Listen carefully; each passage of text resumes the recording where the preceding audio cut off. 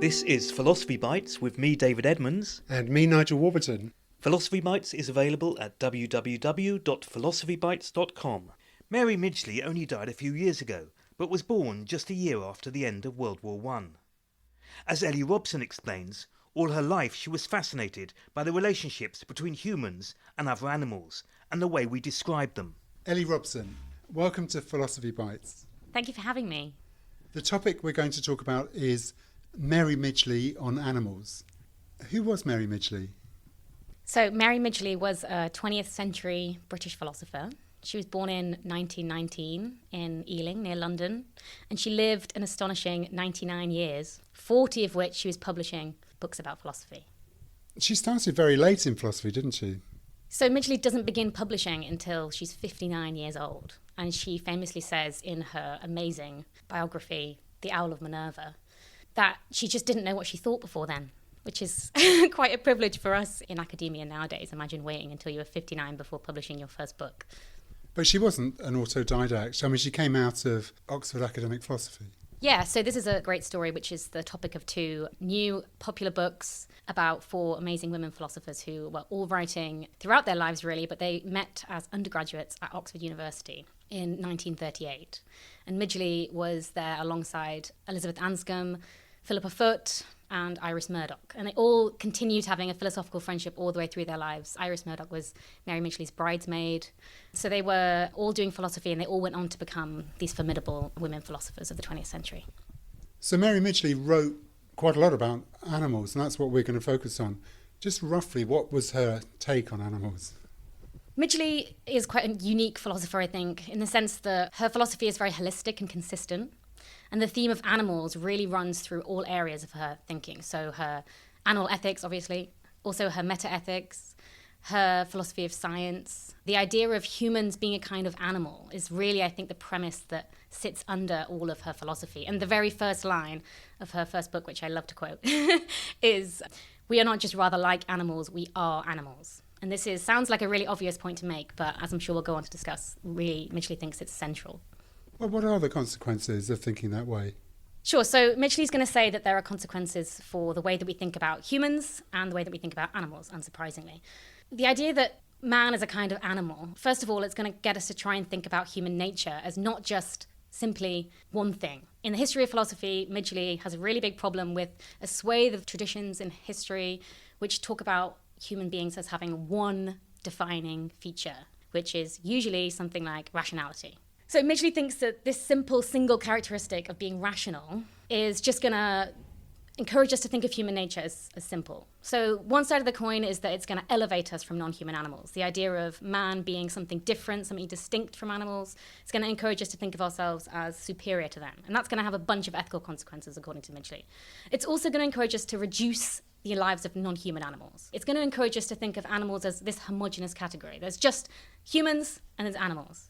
And the animal category is just full of beings who are something like simple, beings who don't have thoughts and feelings and beliefs. And she thinks further this idea of a dichotomy between beast and man, which is incidentally the title of her very first book.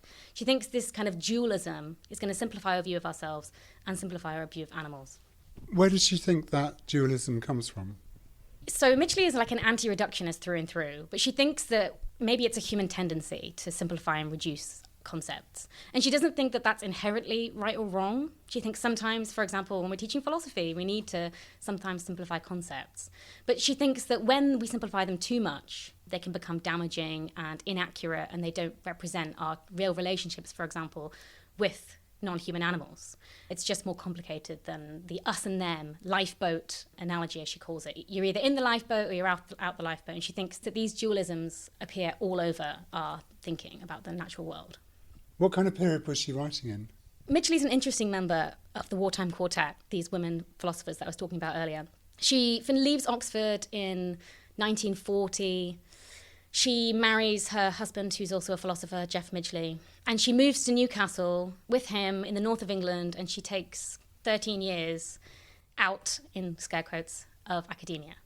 But during this time, she's reading loads of books about animal ethics, animal science, ecology, and she's watching David Attenborough, and she's getting really interested in the lives of animals. So she begins publishing after that phase. She's raising her 3 boys. She's understanding what it is for humans to be animals, which she dedicates her first book to her 3 sons. Thank you for showing me that humans are a kind of animal. In 1972, she publishes her first paper, and from the 1970s, she engages in debates in animal ethics. The 1970s were a golden age for animal ethics. So Peter Singer's Animal Liberation came out, I think, in 1975, and there's a whole movement emerging where suddenly people were recognising that the way that animals were being treated in food production was incredibly cruel. Right, so Midgley's right in the thick of it. Her first monograph book comes out in 1978, and that's called Beast and Man, The Roots of Human Nature. But the real text where she's engaging in the debates of Peter Singer, directly criticising him, although she does say that he gets a lot of things right, comes out in 1983, and the book is called Animals and Why They Matter, A Journey Around the Species Barrier. Her idea in this book is to kind of give this, I think, a really radical approach to animal ethics. And it's essentially a kind of relational ethics. It's a kind of ethics that says we are animals, and that means that we have a fellowship with other creatures in the world. And she thinks that this is just something like a natural fact. We are the kinds of animals, she says, that have always lived in mixed communities. We've always had animals as pets. We've always used animals to get around. We've ridden horses. But we also have shared societies with animals. The animals live all around us, the birds in the trees, and the foxes that run across my wall at my flat in London. So she thinks that this is the starting point for thinking about animal ethics, is to acknowledge our kinship with animals and acknowledge that especially children are naturally able to empathise and think about the lives and needs of animals. Does she have anything to say about our antagonism with animals? Because in plenty of places people are fighting them off because they're endangering us. Sure. Midgley's going to say a lot of the problems that we have with non-human animals are of our own making. We're the kinds of beings that are specially capable of having certain kinds of dominating vices. We've taken control of animals' lives. We've entered their spaces. But also, Nigel, she might say, you're engaging in this kind of dualistic thinking. It's an us versus them. Again, like, are you in the lifeboat or are you out the lifeboat? If you're not in the lifeboat, we're not going to help you. You're not our moral concern. And this is getting on to what she argues is wrong with Peter Singer's view. Midgley thinks that the idea of having what she calls a rationalistic or an abstract approach to ethics is what most animal ethicists during that period of animal liberation get wrong. Maybe you could just briefly explain Peter Singer's approach. Sure. So Peter Singer is a utilitarian, and he's focused and he argues, drawing on the work of Jeremy Bentham, that famously we should be thinking about the moral consideration of beings who are capable of something like sentience. So by sentience, he means beings that are capable of feeling pleasure and pain. And in Singer's animal ethics, he argues that it's irrational to say that we can treat animals without any moral concern because they too have this thing called sentience. So the idea is something like there are abstract capacities which creatures can have, which give them a kind of moral consideration. So Midgley thought what Singer got wrong was not that we should care about animals, but that we should be operating our moral theories according to this abstract reasoning. The idea that if you have something like rationality, a sense of the future, language, whatever's been suggested in the history of philosophy as that special characteristic that provides you with moral worth, whatever it is, she thinks that that's not the way to approach ethics. She's going to say that structurally, speciesism, as Singer calls it, is not the same as something like racism or sexism. So Midgley's going to argue that that's not the right way of looking at things. In fact, we should be thinking about animal lives as much more different, complicated and rich than human lives, and we should be taking our cue of how to treat animals not based on one capacity, but based on a variety of needs and wants and capacities that they have in their nature. She's a real empiricist. She wants us to get on the ground and see what the animals need. What consequences does this have for an individual trying to think about how to live in relation to animals? Yeah, this is a good question. I feel like Midgley might be kind of frustrating to some philosophers because she's not going to give us a quote-unquote moral theory or a guide to everyday action. And I think in this sense, she's much closer to the virtue ethics tradition than anything like the utilitarian or the Kantian. So it's a kind of a methodological thing in Midgley. She wants to argue that we should be responding to moral situations and contexts, not to abstract principles and rules. Her broad theory is going to tell us that we should be attending to the lives of animals in a way that encourages us to cultivate certain kinds of virtue. if we take Midgley's empiricism really seriously, so she says that when we're deciding to bring an animal into our lives, when we're designing a zoo, although she's against zoos, we should think about what that animal needs. We should think about what environment it needs, what kind of things make up its nature. In doing so, Midgley thinks that we're going to learn various things about the animal and we're going to have a realistic picture of that animal. And she thinks that that's going to encourage us to develop certain virtues like compassion, consideration, patience, empathy. And this all feeds into that idea again, that she thinks that we naturally are the kinds of beings that can empathize with other animals. Her negative project is going to say, currently, the way that we treat animals is not illogical or irrational, according to the Singer view. It's vicious. It's actually revealing various kinds of character traits that we've allowed ourselves to get away with, which are kind of evidenced by our relationship with animals. What would Midgley say to the objection that human nature historically has always involved pursuing animals and eating them, or keeping them, often quite cruelly, and eating them? First of all, she might say something like, it's actually a fairly recent phenomena that we use animals in such a large-scale way, especially in terms of our diet and the mass meat eating industry, which has proliferated since the Industrial Revolution. The way we treat animals today is particularly vicious. So the idea of the myth of the beast and man is as worse as it's ever been. She is quite great at doing genealogies in lots of her work. She traces back our thinking about non-human animals, and she has examples of cultures where various animals are actually celebrated and their lives might be even treasured over the lives of certain humans. So she's saying something like, we can't make an abstract statement that nature is red in tooth and claw.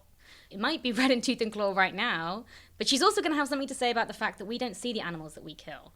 So that's a kind of epistemic flaw as well. She's also going to say that we shouldn't just think about human nature as being one thing, so the kinds of animals that eat other animals, or, we're just the kinds of beings that dominate nature. She thinks that's a myth. Human nature is much more complicated than that. And actually, if we have a look around us, humans are more sympathetic to animals. Humans might have this tendency to keep pets, but then eat animals at dinner time. Again, she's going to say these kinds of behaviors are all building into conceptual barriers that we have between humans and non-human animals. So she's going to say, basically, that idea of nature being red in tooth and claw, human beings just wanting to kill and eat, being the head of the food chain, isn't necessarily accurate of human nature. Well, she could also have said that we are the kind of beings, this may be falling into the trap of thinking of humans as rational animals, but we are the kind of beings who are capable of listening to reasons and changing our behaviour accordingly. So when somebody gives us good reasons not to eat meat or not to rear animals in a cruel way, we can adapt. That's not true of any other animal. Midgley rejects the premise found in the Aristotelian tradition that man is a rational animal. She thinks we're rational among other things, and it's our emotional nature that allows us to have this kinship with non-human animals. And our rationality is part of our nature, but it shouldn't dominate it. So it allows us to reflect on our behavior, but we should be responding to, first and foremost, our feelings and our emotions. And for Midgley, that's not really a dualism, it's an expression of our reason. So I have kinship with cats. We've got 4 cats at home, but I don't have kinship with mosquitoes. I don't see how kinship is going to explain my relationship with a mosquito that's biting me. So she focuses a lot on what she calls the mixed community, which is an idea that lots of Midgley scholars are super excited about at the minute. The idea that lots of human life is integrated with and shares various moral relations with other kinds of non-human animal. And that gives us certain kinds of moral obligation. The lives of animals that are wild or distant, we might still have moral obligations depending on the circumstance and the situation, but she's also going to say something to you like, okay, I'm not denying that we have something like partiality towards those that are closest to us, right? She actually thinks the utilitarian gets that premise wrong. We can and are justified in some kind of speciesism. It's just natural for me to prefer my sister to my dog. We are justified in preferring those close to us because of this emotional nature that we have. So Midgley's not going to say something like, if you had 1 million mosquitoes, they would have a larger moral claim than your 4 cats at home. Because for Midgley, the emotional bonds are the source of lots of our moral demands. Again, this is why she rejects something in Singer. It's not just mere feeling or overly emotional or sentimentality that you have towards your cats. In fact, that's where moral philosophy needs to be done, is in your relation with your cats. It's not just about whether or not they have pleasure or pain. Do you think that because Mary Midgley had a kind of unconventional academic career, meant that she hasn't been taken as seriously within academic philosophy as she might have been? Definitely. And a lot of my work is to place Midgley in conversation with academic philosophers and academic philosophy, especially Aristotelian naturalism. I think there's loads of real, quote-unquote, proper philosophy in Midgley's work, and it's been overlooked, a lot to do with the style that she writes in. She writes for a public audience, and the fact that she wasn't in connection with the Oxford philosophers for lots of her career. She moved to Newcastle, she was in the north of England, and that, back in the day, was seen as a provincial institution. So I encourage people to overlook these potentially prejudiced assumptions being made about Mary Midgley and read Beast and Man to begin with. Ellie Robson, thank you very much. Thanks so much for having me.